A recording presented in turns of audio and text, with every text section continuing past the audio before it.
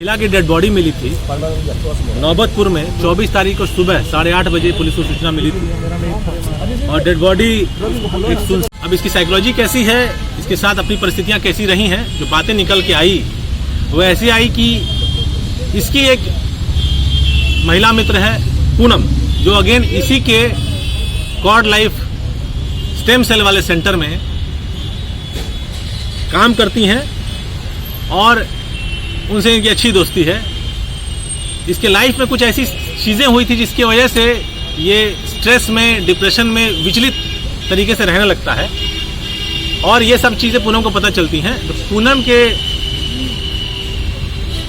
संबंध में या उनके कांटेक्ट में रिमझिम होती है, उनके अपने जो फ्रेंड सर्कल होता है, और रिमझिम किसी तरीके से पूनम ऐसा बताती हैं कि वो पूजा पाठ, तंत्र मंत्र और कुछ, हालांकि उसको टर्न नहीं देना चाहिए, लेकिन कुछ उस तरह की कार्रवाई करती है जिससे कि ऐसे लोगों को रिलीफ मिलता है। तो उनका कहना है कि आप उससे मिलिए, आपको फायदा हो। तो ये संपर्क पिछले लॉकडाउन 2020 के पहले के लॉकडाउन, जिनको धुंधली बातें याद हैं, इनको लगता है, इन्हें बताते लगभग 2 साल हो गया हमको उनसे मुलाकात हुए, तब ये संपर्क में आते हैं मिस्टर रोहित। और उस संपर्क के बाद इनके कई तरह के ट्रांजैक्शंस उनसे होते हैं। ये बताते हैं कि पिछले वर्ष पहला पूजा उनके द्वारा करवाया गया, जिसमें कि चांदी का 2 कड़ा इन्होंने लिया और पहनने के लिए उन्होंने कहा रिमझिम ने कि ऐसा करने से तुम्हारा विचलित होना दूर होगा। विचलित होने का कारण इनका ये है कि ये बताते हैं कि एक पढ़े लिखे थे, अच्छा कमाते थे, लेकिन कर्ज इनके ऊपर बहुत हो गया। इनकी 2 बहनें थी, एक की शादी 2014 में किया इन्होंने, एक की शादी 2018 में किया, और बहुत लोन था, 40-50 हज़ार रुपया इन कमा।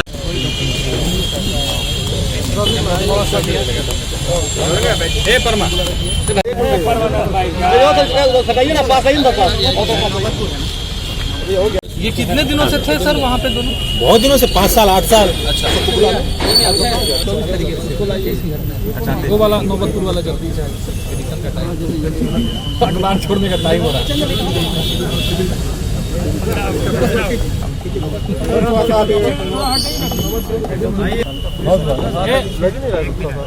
लग ही नहीं रहा है, जेब पे नौबतपुर थोड़ी लिखा रहा है। बताते हैं कि वो जो जमीन है वो किसी का भी जमीन को दिखाने के नाम पे ले जाया जाता है। कमल जो है वो पालीगंज का रहने वाला है, उसी एरिया के लोग पीओ सेलेक्ट करते हैं और फिर रिमझिम वहाँ जमीन पे जाती हैं। वो बोलती है हम अकेले पूजा करेंगे, वो जमीन पे बैठती हैं, वहाँ वो देखती हैं, देखने के बाद मिट्टी भी चाटती है, बताती है कि नहीं ये सही लगता है कि ये ज़मीन है।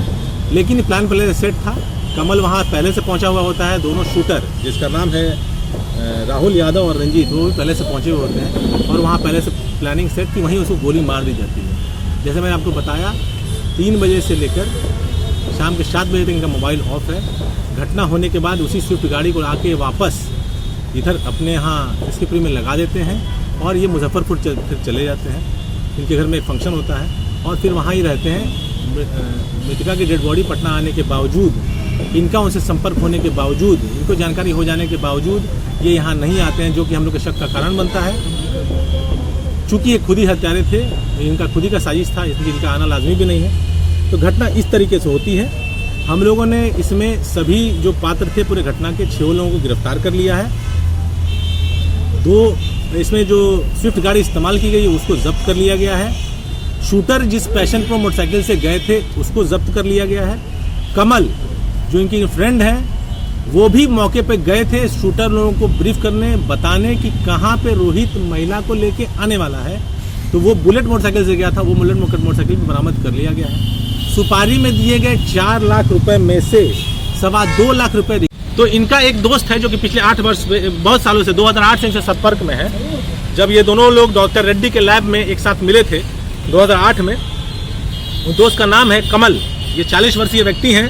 ये बीएससी जियोलॉजी किए हैं एएन कॉलेज से 2006 में, और ये बेसिकली पाथ फाइंड करके एक पैथोलॉजी की कंपनी है दिल्ली बेस्ड, उसका लैब यहाँ बाईपास पर है। उसके बिहार झारखंड के ये मार्केटिंग हेड है। इनका 60,000 रुपया तनख्वाह है। उनसे ये मिलते हैं। जिस स्विफ्ट गाड़ी की मैं बात कर रहा था वो इन्हीं की गाड़ी का इस्तेमाल होता है उस पर क्राइम में। इनसे ये बात करते कि तो ऐसा है, इस तरह की बात है, हमको निजात पाना है। तो फिर वो उन्हीं के ऑफिस में एक लड़का है सूरज, वो भी सुनता है इन सब बातों को। सूरज अनीसाबाद का रहने वाला है, वो MSc इलेक्ट्रॉनिक्स एंड कम्युनिकेशन है, MBA किया हुआ लड़का है। पाथफाइंड में वो सेल्स एग्जीक्यूटिव के काम करता है, 45,000 रुपये उसकी तनख्वाह है।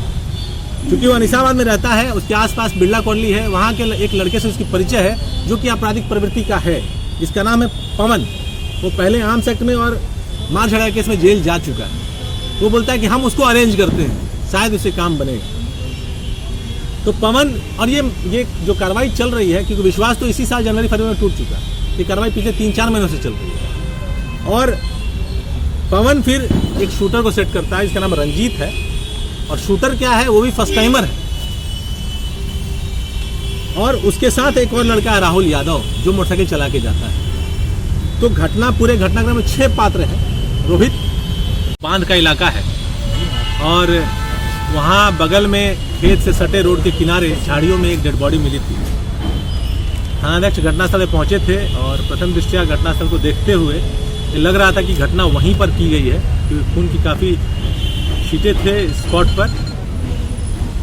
ये शुरू से क्लियर हो गया था कि कहीं से और मार के वहाँ नहीं फेंका गया। जो डेड बॉडी थी उसके रूपरेखा को देखते हुए लग रहा था कि अच्छे घर की संभ्रांत पढ़ी लिखी महिला लग रही हैं और शहरी जुड़ाव होने का इंडिकेशन उनके पहनावे से लग रहा था। इसलिए हम लोगों ने तत्क्षण फोटो मंगवाया था और SP नालंदा से, SP जहानाबाद से, SP अरवल से बात हुई थी, क्योंकि पटना से दक्षिण की तरफ एक घटनास्थल था और ये प्रयास किया गया उन लोगों तक खबर पहुंचाना है कि क्या उन लोगों के यहाँ कोई महिला मिसिंग है।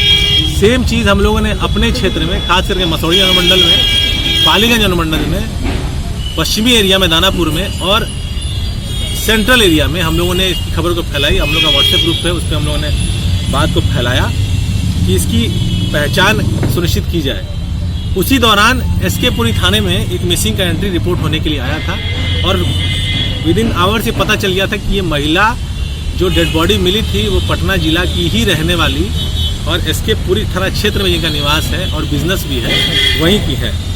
महिला का पहचान रिंझिम नाम की महिला के रूप में हुआ और ये बेसिकली ब्यूटी पार्लर चलाती हैं, जिसका नाम ब्यूटी हेल्थ सेंटर है और वो सहदेव महतो मार्ग SK पुरी में अवस्थित है।